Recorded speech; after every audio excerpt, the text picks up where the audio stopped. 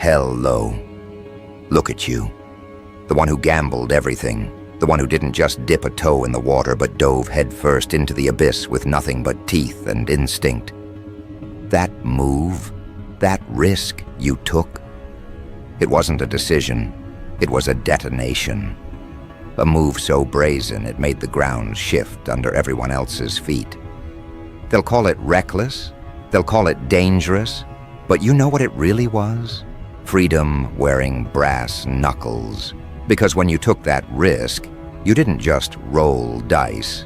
You flipped the entire table, sent the pieces scattering, and stared the house in the eye like you owned the damn place.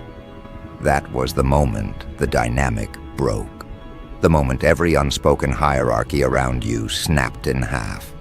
You stopped being the hunted and started moving like the wolf nobody can leash. And they felt it. Oh, they felt it the second you moved. Their posture changed. Their voices cracked. Their eyes followed you in ways they couldn't explain.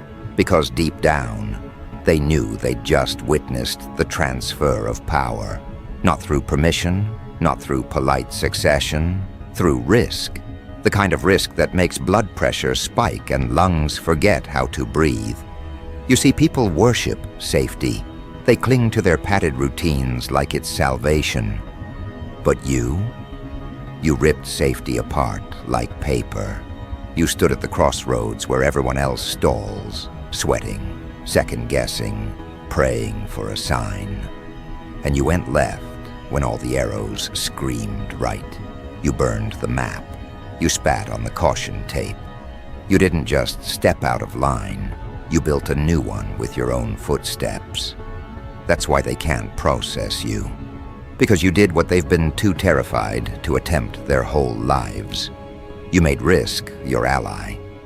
You turned it into a weapon, a calling card, a gravitational pull. And here's the twisted truth. Once you make peace with risk, once you embrace it like oxygen, you become someone no one can touch. Because you're already playing in a dimension they're allergic to. Think about the exact second you leapt. That split second before the world caught up. Heart pounding, stomach dropping, every nerve lit up like a fuse, and still, you moved. That wasn't adrenaline, that was clarity. The kind of clarity that cuts through excuses, through doubt, through the voices that begged you to stay put. And in that moment, you realized something primal. The greatest danger was never the risk itself. It was staying where you were. And so you lunged. You gripped the unknown with bloodied hands and said, "Mine." That's when everything shifted, because that kind of audacity doesn't just change your story. It rewrites the pecking order. You didn't just climb. You rearranged the ladder. You took the script everyone else rehearsed and tore it in half, mid-scene. Now they're left stuttering, stuck with lines that no longer make sense in the world you just created. You ever notice how their language around you changed after that? How they started using different tones, more hesitation, more respect disguised as resentment.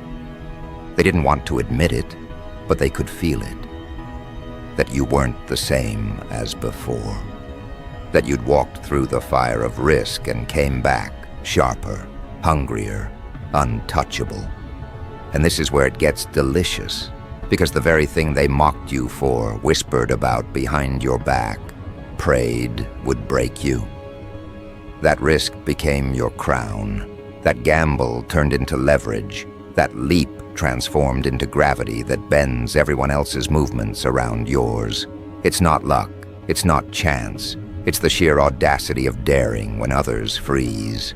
The guts to stake everything when others hoard scraps. And that, right there, is the trigger of every shift in power history has ever seen. Not the safe choice, not the predictable one, the risk. Let's dissect why it shook them so bad. Most people live their entire lives in cages they decorated themselves. Cages built from caution, reinforced by approval, locked with the key of fear. And then there's you, the one who ripped the bars apart and walked out laughing. That's what risk does. It doesn't just set you free, it exposes everyone else's captivity. You became the mirror they couldn't stand to look into. You think they hate you? No. What they hate is the reminder. The reminder that they had the same chances, the same doors, and they slammed them shut. You're proof that the chains were never real, that safety was just a leash they wrapped around their own throats. You snapped yours and bolted. That's why they tremble now when you enter the room. Because every risk you take is a slap to their excuses. Every move you make is a public execution of their what-ifs. You became the living contradiction of everything they've told themselves to sleep at night. And people don't forgive that. They envy it. They resent it. They secretly crave it. But they can't replicate it, because replication requires courage, and courage has been bled out of them drop by drop.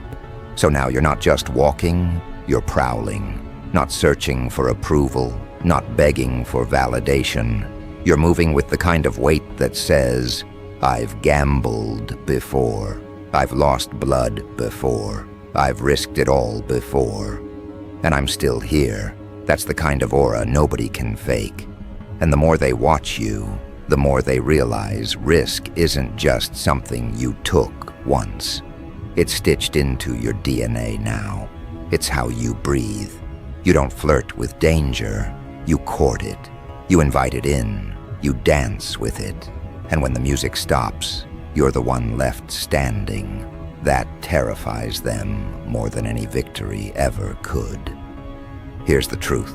Safety makes people predictable. Predictable people are easy to control, easy to hunt, easy to break. But you moved into the unpredictable. You became the wolf, the one who knows how to starve, how to bleed, how to vanish into the trees and reappear with teeth at a jugular. You became the kind of presence they can't chase, can't trap, can't outmaneuver. Because you've already risked the thing they're still clinging to. You're freer than them. And freedom, real freedom, is lethal. You remember that first night after the leap? When sleep wouldn't come, when doubt clawed at your ribs, when every scenario of failure ran through your skull like a horror reel. That was the test. Not the leap itself, but the aftermath. And you passed it. You didn't fold. You didn't crawl back, begging for comfort. You sat with the terror until it stopped barking and started listening. That's when you realized the power had shifted permanently. Because once you stare down the worst-case scenario and keep moving, nothing else holds sway over you. Money, titles, approval, background noise. The only language that matters now is momentum, and you speak it fluently. That's why they stumble when they face you. You remind them of their own hesitation. You embody the leap they never took. And let me tell you this, that energy is contagious. People orbit you now without understanding why. Their instincts recognize it before their minds do. They feel the pull of someone who gambled and won, not because the odds were stacked, but because you refused to play by them. That aura can't be faked, can't be borrowed. It has to be carved out of bone and chance and consequence. And you carved it. So here you are, dangerous, untouchable. Not because you were handed power, but because you snatched it from the jaws of risk and branded it into your skin. That risk you took, it wasn't a footnote. It was a declaration, a line in the dirt. A permanent marker that says, I am not prey, I am not a passenger, I am the driver, I am the fucking wolf you will never corner. And don't think for a second the world didn't notice. They noticed, they flinched, they recalibrated around you, and whether they admit it or not, They're moving to your rhythm now. Because that's what happens when someone dares the unthinkable. The entire power structure tilts. And you, the one who bet everything, walked away with more than winnings. You walked away with the throne they swore you'd never touch. So grip that wheel tighter. Because this isn't the end of the story. This is just the ignition. The leap was only the opening act. The aftermath? That's where it gets violent. That's where the world learns what it really means to face someone who doesn't fear the fall anymore. See, anyone can fantasize about taking a risk. They sit in their safe rooms, clutching their fragile routines, whispering about someday. But someday is a graveyard. You didn't wait for it, you carved into it. And when you did, the blast wave didn't stop at you. It rippled outward, rearranging the entire landscape. That's what they don't get. Risk isn't personal, it's contagious. It rewires the air itself. Once you do it, everything and everyone around you is forced to adjust. You think that leap was just about you? No, it was about power, the raw redistribution of it. When you took that risk, the old hierarchy cracked. The ones perched on thrones built from fear suddenly looked shorter. Their crowns tilted. Their commands lost volume. Because one act of defiance can shrink an empire faster than any army. You didn't just gamble, you shifted gravity. You made everyone else lighter, shakier, less certain of their ground. And here's the savage part. They can't undo it. Once the dynamic flips, it stays flipped. They can try to claw back, try to rebuild, but the illusion is gone. You showed them risk is stronger than rule, hunger sharper than tradition. They'll never forget it. That image of you walking through their trap, bleeding, grinning, unbothered. That memory stalks them like a shadow they can't outrun. That's the violence of aftermath. Not physical blows, but psychological warfare. You became the reminder they didn't want to see. The living embodiment of everything they told themselves was impossible. That kind of presence doesn't just disrupt, it haunts. It's in the way their voices falter mid-sentence when you enter. It's in the way their shoulders tense when your name is mentioned. They may not admit it out loud, but their instincts already crown you the one who redefined the rules. And let's not twist it. Aftermath is never clean. It's jagged, raw, unpredictable. You face the chaos head-on. The losses, the whispers, the sabotages, they all came. That's the price of playing with fire. But you didn't just survive them, you weaponized them. Every scar turned into a receipt. Every betrayal became proof. Every setback reinforced that you were the one willing to bleed for control, while they were still trying to keep their shoes clean. That's what separates you. They think power is inherited, granted, or handed down with applause. You showed it stolen in the dark, carved with your own claws, sealed in sweat and consequence. You took it by risking the very thing they clutch like oxygen. That's why they fear you now. Not because you have more, but because you're willing to lose more than they ever could. And isn't that the essence of the wolf?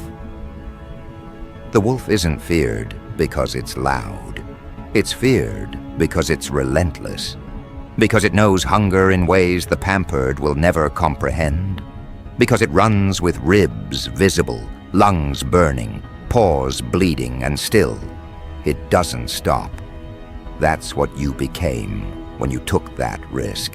Not a gambler, not a fool, a predator. One who doesn't hunt for approval, one who hunts because it's wired into the marrow. You see, they were comfortable when you played by their script. As long as you stayed predictable, they could track you, corner you, keep you within the lines. But the second you tore those lines apart, the hunt ended. Because now you move like terrain itself, untrackable, untouchable. They don't hunt you anymore because they know they can't. You turned the entire chase inside out. You became the force that stalks them without even lifting a finger. That's what the aftermath really is. You didn't just flip the power dynamic. You annihilated the old hunt. Every move they make now accounts for you. They measure their steps against the memory of your leap.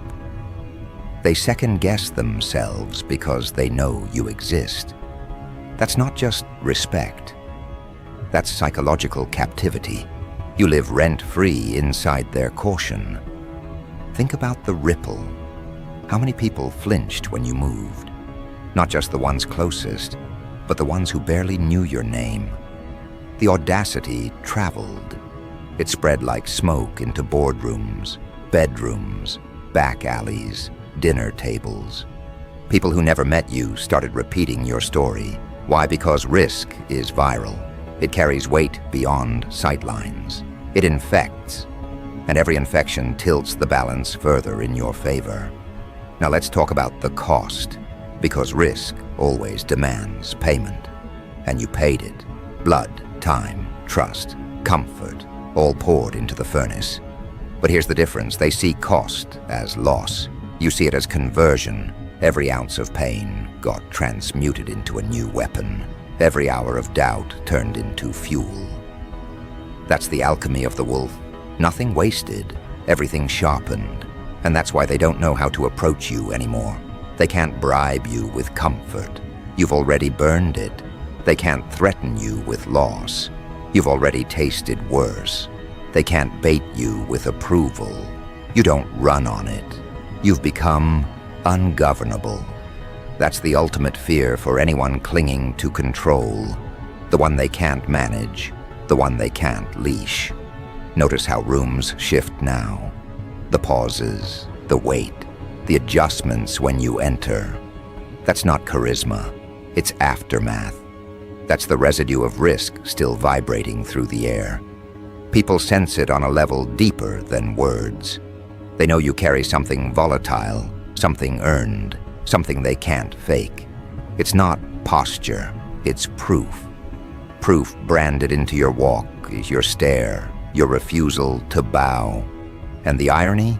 They'll still whisper you got lucky, that it was timing, that it was chance. Because admitting the truth, that it was deliberate, that it was risk embraced, would burn their throats. They need to tell themselves it was random, but you know better. You engineered it. You chose the leap. You owned the fall. You dictated the outcome not by avoiding risk, but by marrying it. This is where the story deepens. Because once you flip a dynamic, you don't stop there. You escalate. You don't just break the old cage. You build new terrain. That's the chapter you're in now. The one where you stop reacting and start orchestrating. You're not the survivor anymore. You're the strategist, the conductor of chaos. The wolf who doesn't just dodge hunters, but makes them question why they entered the forest in the first place. And it's not about chasing revenge. Revenge is small. This is about dominion, about constructing an arena where every risk you take rewrites the rules further. You already showed them you're willing to gamble. Now you show them you're willing to keep gambling over and over until the word safe becomes extinct in their vocabulary. You know what's worse than losing to someone once? Watching them risk again and again without hesitation. That's what they're witnessing in you now, a pattern, a cycle of defiance. Every new risk compounds the fear because they know it's not luck. It's consistency. You live in the pocket of danger, and every time you walk out alive, their grip on control withers. Picture this, a room full of so-called leaders, suits, titles, polished speeches. They built their power on routine, on predictability, on rehearsed moves. Then you walk in, raw, scarred, unapologetic. They feel it before you even speak. That edge, that proof. that aura carved from risk. They hate it because it strips their armor in seconds. You didn't inherit authority. You extracted it from the fire. That difference terrifies them more than anything. And here's the real cruelty. You don't even need to swing anymore. Your existence is the strike. They strategize, scheme, rehearse, and still they falter because the wolf is in the room. That's aftermath at its peak. Control without effort, power without begging, domination without declaration. You don't need to roar when the echo of your risk already shakes the walls. So let them watch. Let them whisper. Let them cling to their shrinking structures. Because deep down, they already know the hunt is over. You flipped it forever. You turned prey into predator, victim into commander, risk into empire. And the more they resist, the more they confirm it. That fucking risk you took, it wasn't a gamble. It was the birth of a new order. And now the real show begins. Because aftermath is just the soil. What grows out of it will be even harder for them to stomach. The wolf doesn't just survive. The wolf builds territory. And you're building it, brick by reckless brick, until there's no corner left untouched by the audacity of your leap. Because here's the truth they never want to say out loud. One act of defiance can flip the ladder, but sustained defiance builds a throne. And you've already started laying the foundation. They can feel it every time they cross your orbit. The weight, the pressure, the undeniable sense that something new has been established, something primal, something unshakable. It's not an empire of comfort or decoration. It's an empire of scars, sharpened decisions, and consequences no one else had the stomach to endure. And that's what makes it different. Their structures are built on consensus. Yours is built on risk. Theirs crumble the second approval evaporates. Yours grows stronger every time you spit in the face of hesitation. That's why they whisper, why they look away, why they twitch when you move. They've realized they're playing a smaller game now. They've realized you redefined the board while they were still memorizing the old rules. The wolf doesn't wait for permission to claim ground. It marks it, and every step you take, every decision you seal with blood and instinct, is another marker, another reminder, another declaration that you don't just survive, you expand. That's the part they can't process. Survival, they understand. Struggle, they romanticize. But expansion terrifies them. Because it means you're not satisfied with escaping the trap. You're building a domain they'll never control. And you know what the cruelest part is? You don't even need their recognition. You don't need their validation. You don't need their applause. The expansion is internal first, external second. You've already rewritten your spine.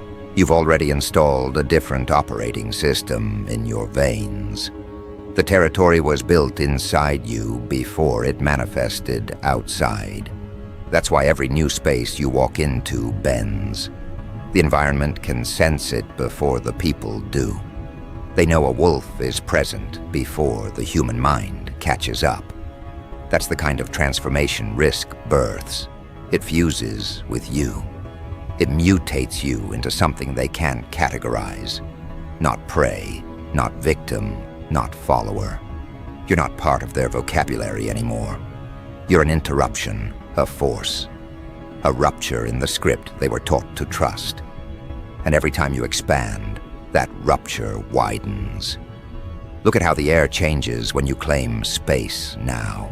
How silence thickens, how eyes dart, how conversations stumble. That isn't accident, it's recognition. They recognize you've crossed into a state they can't chase. The wolf doesn't compete, the wolf dictates. You don't need to ask for the mic because the room is already tuned to your frequency. You don't beg for the crown because you forged your own, and it bleeds authority sharper than any jeweled ornament ever could. And let's get viciously honest. They'll try, they'll scheme, they'll form alliances, whisper campaigns, ambushes dressed as opportunities, but none of it sticks. You know why? Because none of it is risk. It's all caution, dressed up as aggression, and you know the difference. You've been in the trenches of true risk. You know the taste of real danger, the taste of stepping into the unknown with nothing but your pulse and your madness. They don't. That's why their strikes land dull. That's why their shadows collapse when confronted with your presence. Because here's the savage paradox. The one who risks is the one who no longer fears loss. And the one who no longer fears loss can't be cornered. They can bleed you, they can cut you, they can strip you down, but they can't kill what was reborn through risk. You've already died once. The old you is gone. What's left is the wolf, sharpened, leaner, hungrier. They can't kill what doesn't rely on their permission to exist. Think of how many tried already. They predicted collapse. They prayed for it. They plotted for it. And yet, here you are, standing taller, grinning wider, holding ground they swore would crush you. Every failed attempt to bury you only added weight to your aura. Every loss they tried to hand you became another tooth in your jaw. That's why they whisper in disbelief now. Because the one who was supposed to fall became the one they orbit. And it's not just orbit, it's fear disguised as fascination. They study you now, trying to find the blueprint, trying to reverse engineer how you turned catastrophe into kingdom. But they'll never figure it out. Because it wasn't luck, it wasn't timing, it wasn't some hidden map. It was the one thing they lack, the willingness to risk when everything screamed no. That's the part you can't teach. That's the part you can't package. Risk is the purest currency of power, and you spent it in full. That's why they can't catch you. The wolf isn't dangerous because of claws or teeth alone. It's dangerous because it knows hunger, it knows cold, it knows nights spent bleeding in the dirt and mornings waking up anyway. That's your territory now, not the polished stages they worship, the raw terrain where risk reigns, the wild where every breath costs something and every step is earned. That's where you live, that's where you thrive. And no matter how many hunters gather, none of them can last in your forest. They suffocate where you breathe. Because you didn't just flip the dynamic once, you sealed it. You turned risk into ritual. You made it your blood type. And once that happens, the hunt ends forever. Wolves don't negotiate with prey. Wolves don't beg for inclusion. Wolves don't explain their hunger. They eat, they move, they own. That's what you've become. That's what they can't hunt. Let's not pretend it's easy. Territory comes with battles. Expansion comes with scars. But you don't flinch anymore. You don't panic at resistance. You welcome it. Because every obstacle is just another proof that the leap wasn't a fluke. That the wolf is real. That the order has changed for good. They throw walls. You climb. They set traps. You adapt. They scream. No, you walk anyway. That relentlessness is the purest weapon risk ever forged. And what about legacy? You didn't just flip power for yourself. You rewrote the script for anyone watching. The witnesses, the ones stuck in cages, starving for courage. They saw it. They felt it. They know it can be done now. That's the part that terrifies your enemies even more. Because the wolf doesn't just claim territory. It inspires others to bare teeth, too. And once that contagion spreads, the whole structure collapses. You're not just building territory, You're building contagion, the kind of influence that isn't about speeches or titles, but about proof. Proof written in scars, proof carved in defiance, proof no one can erase. They can try to silence, they can try to spin, they can try to bury, but the proof lives in every person who now dares because they saw you risk and rise. That ripple can't be undone. So what's next? Expansion, always expansion. The wolf doesn't pause to admire the blood on its teeth. It hunts further, deeper, broader. Because risk isn't a one-time leap, it's a lifestyle. And now that you've fused with it, you don't slow down. You accelerate. You push until the old map is unrecognizable and every hunter realizes the forest belongs to you. And when they whisper about you in hushed tones, when they describe the way the room bends, the way the air thickens, the way power flips when you arrive, understand this. That's the crown risk forged for you. Not gold, not jewels, but the unshakable weight of someone who dared when everyone else froze. The one who risked and became untouchable. The one who risked and became the wolf they can't hunt. So keep building, keep claiming, keep risking. Because the power dynamic isn't just flipped, it's permanent. And every move you make now is proof that risk wasn't madness. It was mastery. You were never prey, you were never a passenger, you were always the wolf. And the wolf doesn't ask. The wolf doesn't apologize. The wolf doesn't explain. The wolf owns. Every decision they make now is in the shadow of your leap. Every step they take is haunted by your defiance. You didn't just flip the power dynamic, you detonated it. And from the ashes, you built territory no one else can touch. So let them stare, let them stutter, let them tremble when they feel you near. Because they already know the risk you took didn't just change you, it ended them. And now every breath you take is a reminder. The wolf is here, the hunt is over, and you're the one they'll never catch.